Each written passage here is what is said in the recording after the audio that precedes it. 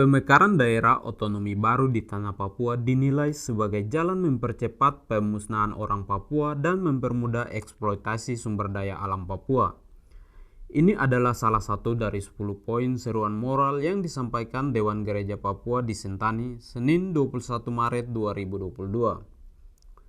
Hingga pertengahan Maret ini, Dewan Gereja Papua melihat situasi Papua belum banyak berubah, masih diselimuti situasi duka seperti tahun-tahun sebelumnya.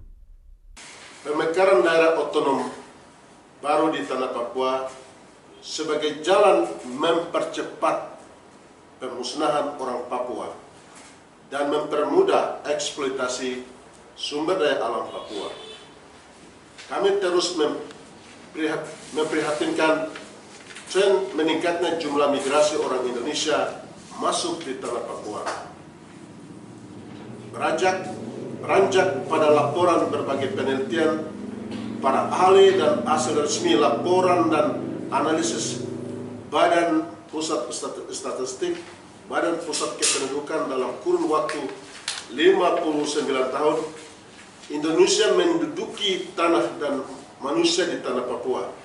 Dari apa yang kami baca dan secara nyata kami alami dari waktu ke waktu, orang Papua terus semakin tersisih dan termarginalkan di atas tanah mereka sendiri. Dewan Gereja Papua meminta Presiden Republik Indonesia, Menteri, DPR Republik Indonesia untuk menghentikan semua manuver rencana politik pemekaran 4 provinsi baru di tanah Papua. Mereka juga meminta supaya gubernur, para bupati, wali kota se-tanah Papua, serta berbagai kelompok kepentingan yang menjalankan kepentingan agenda politik Jakarta untuk segera menghentikan upaya pemekaran provinsi di tanah Papua.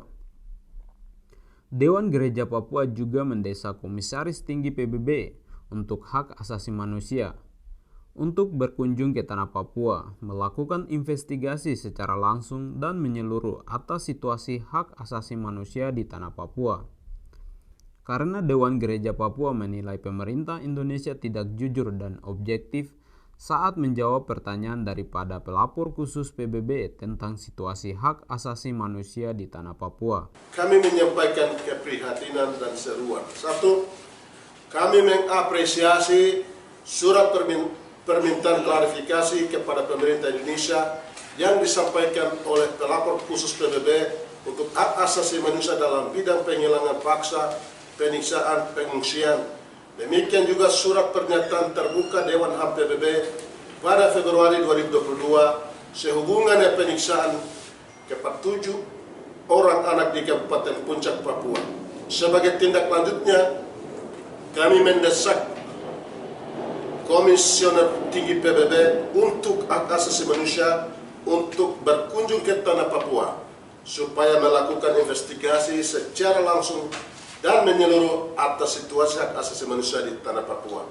2. Berangkat dari pengalaman sejarah hidup bersama Indonesia selama 59 tahun sejak 1 Mei 1963, kami menyampaikan kekecewaan, kesedihan, kemarahan kami atas sikap pemerintah Indonesia yang tidak jujur dan objektif dalam menjawab pernyataan dari para pelapor khusus PBB untuk hak asasi manusia tentang situasi hak asasi manusia di tanah Papua.